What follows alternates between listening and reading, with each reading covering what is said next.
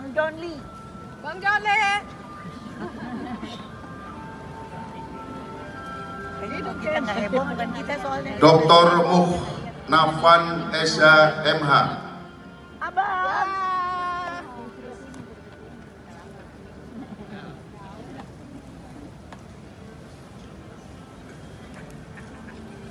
Dr. Krishna Murti Esa MH.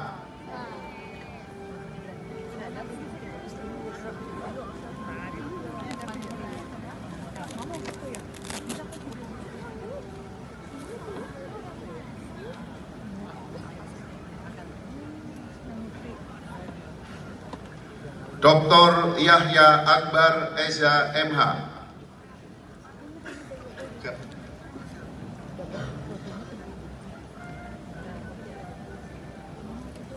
Dokter Ditemani nama siapa aja Bang, nih boleh dijelasin dikit. Iya. Nih, Mas Rapli. Mas Rapli. Ayo. Kenalin dah. Ya. Ya.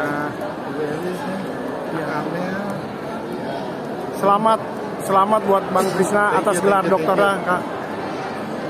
Thank you. Ya. Udah temannya kok.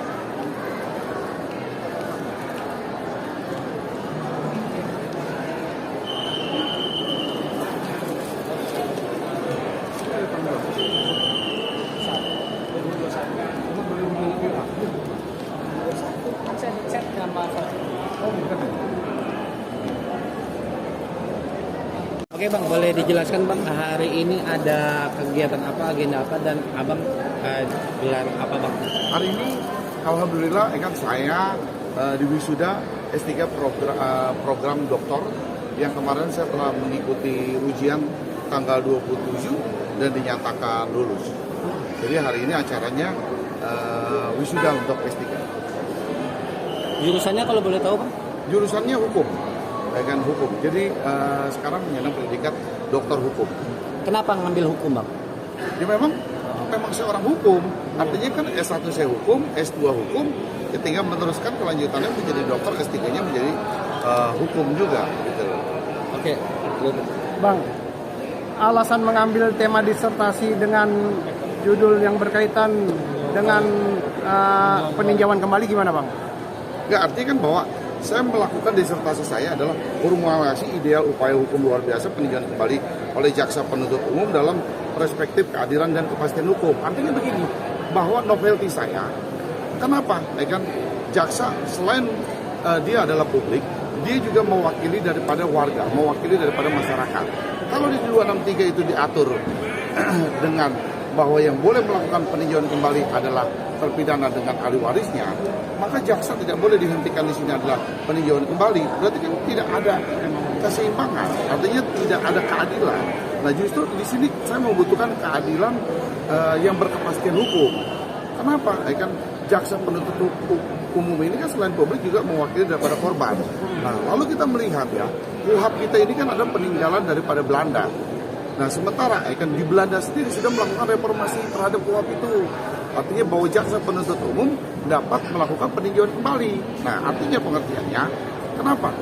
Di sini kan diatur terbentur bahwa jaksa tidak dapat melakukan peninjauan kembali dengan aturan terbentur dengan peraturan Mahkamah Konstitusi. Tapi dalam prakteknya banyak dari zaman mulainya Muchtar Pakpahan sampai terakhir Joko Chandra dan Sarifudin Temenggung, jaksa juga melakukan upaya hukum dan bahkan ada beberapa yang dilakukan itu peninjauan kembali itu dikabulkan. Jadi maksud saya rubah aja KUHP-nya, pemerintah bersama dengan DPR merubah KUHP-nya agar ada kepastian kalau jaksa boleh melakukan upaya hukum. Bang, balik lagi ke pendidikan Bang. Seberapa penting sih Bang pendidikan menurut Abang itu sendiri? Oh penting, artinya bahwa ilmu itu kan tidak ada ujungnya kita kejar. Selagi kita masih punya kesempatan untuk melakukan sekolah, kan untuk melakukan pendidikan, kita mengejar ilmu sampai kapanpun kita kejar ilmu. Banyak teman-teman S3 tadi, kan ada yang umur 74, ada yang umur 60 lebih, mereka juga mengambil S3. Saya ingat kepada anak-anak saya, siap nih ya, kalau nyusul ya, kamu juga nyusul ya. Bang, setelah gelar S3 nih, ya gelar profesor kan nanti apa yang Abang akan masih belum terpikirkan bagaimana untuk mengambil profesor. Artinya menyelesaikan S3 sendiri kemarin saya dari masuk 2001 kayak ada bisul yang belum pecah gitu loh. Kayak kan kita tunda disertasinya, kita tunda lagi disertasinya, melakukan penelitian, udahlah, ya kan kita tuntasin aja biar cepat selesai gitu. Bang, menurut abang anak-anak zaman sekarang tuh malas gitu bang untuk melanjutkan jenjang pendidikan bang. Dari abang sendiri kan abang aja sekarang udah ngambil S3 bang. Menurut abang apa bang pesan yang harus disampaikan untuk anak-anak muda sekarang itu bang? Nah, ya kan spiritnya adalah bahwa pendidikan itu perlu, ya kan ilmu itu perlu. Jadi dengan kamu melakukan sekolah menempuh pendidikan yang lebih tinggi, kamu akan mendapatkan ilmunya. Jadi ilmunya itulah nanti yang akan kita sebarkan ke masyarakat, yang akan kita edukasi ke masyarakat dari kita melakukan pendidikan. Jadi menurut saya pendidikan itu sangat penting. Bang, suka duka kuliah S3 dan mengurus pekerjaan, ngurus perusahaan, keluarga menjadi itu, bahkan tengah kesibukan abang meraih gelar Komlut ini gimana bang? Nah, ini menarik buat saya, artinya bahwa kalau kita dari rumah hanya ke kampus, kalau kita dapat menyelesaikan pendidikannya itu wajar. Tapi tantangan yang terberat karena berbagai kesibukan kita sebagai pengusaha, sebagai pengacara, lalu kita juga melakukan aktivitas kegiatan yang lain, terus menyelesaikan sekolah program S3 disertasi kita, ini tantangan banget buat kita. Jadi bawaannya tuh kalau nggak kita paksakan banget untuk menyelesaikan, wah udah deh, dengan males banget ya menyelesaikan ini. Terobosan hukum apa sih yang perlu di Indonesia dilakukan untuk banyak, kan artinya bahwa kan terhadap undang-undang perampasan aset yang sekarang lagi digodok oleh DPR itu juga perlu, kan itu juga perlu segera digolkan untuk mendapatkan kepastian hukum.